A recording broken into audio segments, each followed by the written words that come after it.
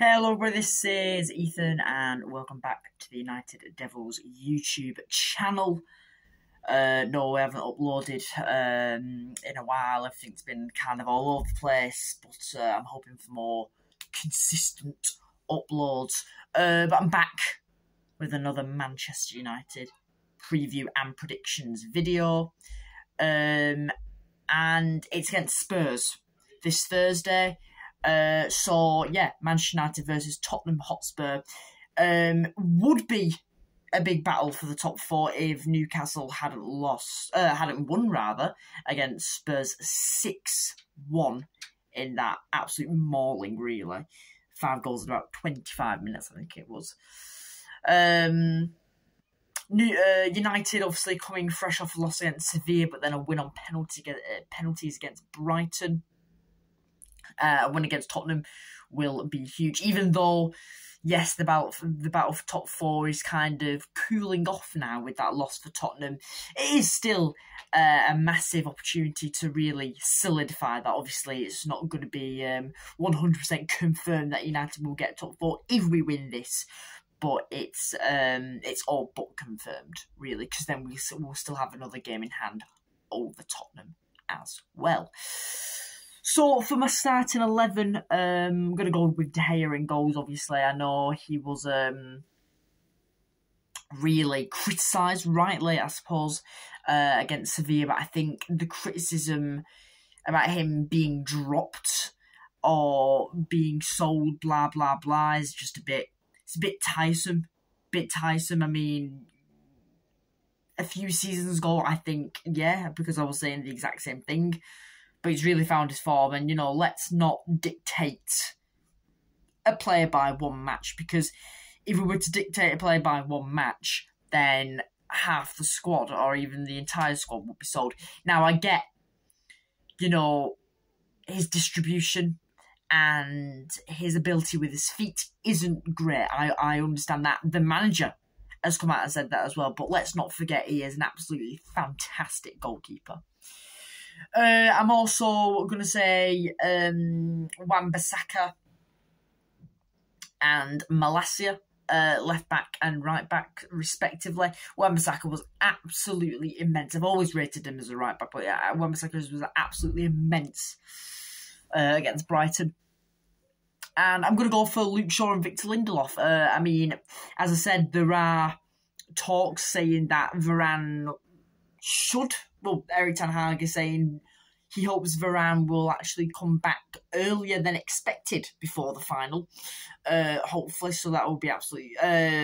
before the FA Cup final, which will be absolutely fantastic. And I've seen other people say Luke Shaw and Victor Lindelof should be our centre-back partnership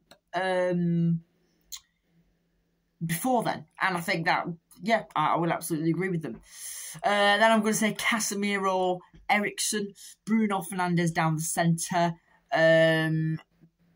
probably Martial through the middle, then Rashford on the left, and I'll say Sancho and Anthony, but I'm probably going to edge more towards Anthony. So pretty much the same lineup we've had against Brighton. I'm not sure about Martial. Weghorst could realistically start. I'm not seeing a lot of promise from both of them, really, to be fair. At the same time, I wouldn't be, strongly opposed to Rashford being down the centre and Sancho on the wing, but we'll see. I think Bruno's been having a bit of a problem with his foot, but there's nothing major to come out to say that he won't be fit for Tottenham. A bit of a weird time, 8:15 on a Thursday evening. So, look, we'll see. But as I said, big game for our season. We haven't got a lot of difficult teams facing. We have got Brighton again, I believe, and one or two others. But, as I said, if we're confident that we can get quite a lot of points, which I am, in our next few games after the Spurs game, then the Spurs game, don't get me wrong, is still a big game. It is still a big game for our top four, even though, as I said, the race has kind of cooled off a bit because of the loss against Newcastle. And let's face it, Tottenham isn't exactly known for making great comebacks. They're known for the exact opposite, bottling everything that they're in, whether that's a Champions League final or a top 4 race.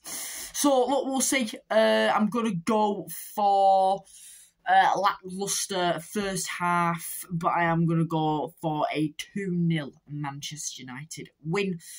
And yeah, so top 4 is looking good for us.